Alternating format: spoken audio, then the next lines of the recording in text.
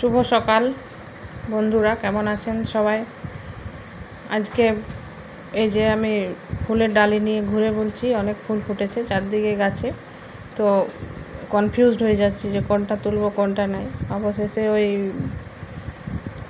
কি ফুল বলে ওগুলোকে, অপরাজিতা ফুলগুলোই নিলাম। তারপরে চলে এলাম চা খাবো, তাই বিস্কুট প্যাকেটটা এখানে টেবিলে এই ঘরে রাখা ছিল, ওটা নিতে এলাম। আর এদিকে চা বসিয়ে দিয়েছি, এই যে চা বসিয়ে দিলাম। সকালে উঠে আমরা লাল চাই খাই, আর সন্ধ্যাবেলায় আমরা দুধ দেওয়া চা খাই। এরপরে চা পাতা দিয়ে দিলাম, আর একটু চিনি দিয়ে দেবো। আর যে বিস্কুটের প্যাকেটটা রাখা আছে, এরপরে ওটা ঢেলে নেব। চিনিও দিয়ে দিলাম চায়ে। যে বিস্কুটের কৌটার বিস্কুট অনেক বড় প্যাকেটটা, ওটা একটা ছোটো হয়ে গেছে কৌটাটা, তাই আরেকটা কৌটাতে ঢেলে নিলাম। এদিকে চা হচ্ছে, আর এদিকে আমি ভাতটা বসিয়ে দিয়েছি। এই যে চালটা ধুয়ে ফেলে নিচ্ছি।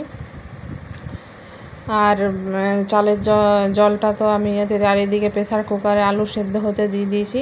আজকে আমি আর আমার ছেলে আছি বাড়িতে। এদিকে আমি পেঁয়াজের ডালিটা নামিয়েছি, দেখছি লঙ্কা নেই, তাই লঙ্কা তো আমাদের গাছে আছে, চলুন লঙ্কাগুলো নিয়ে আসি। এই যে প্রচুর, আমাদের 3-4টা গাছ আছে, প্রচুর লঙ্কা হয়েছে, কাঁচা লঙ্কা। এই যে গাছ প্রচুর লঙ্কা হয়েছে, তাই 4-5টার মতো লঙ্কা তুলে নেব। লঙ্কা না হলে রান্না হয় না। শুকনো লঙ্কাও বাড়িতে নেই, ফুরিয়ে গেছে।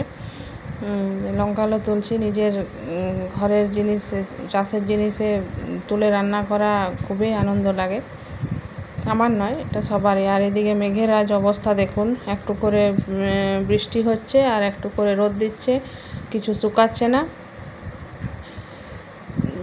আকাশ মেঘাচ্ছন্ন। তারপরে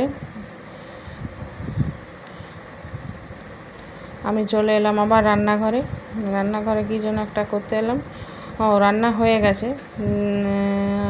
তারপরে আমি চলে এলাম, গ্যাসটা ধুতে হবে। আর এদিকে ভাত হয়ে গেছে, ভাতটা এরপর নামিয়ে নেব। আর এদিকে কুকারটা গ্যাসটা অফ করে দিয়েছি। ভাতও হয়ে এসেছে, ভাতটা এরপরে অফ করে দিয়েছি, গ্যাসটা অফ করে দিলাম।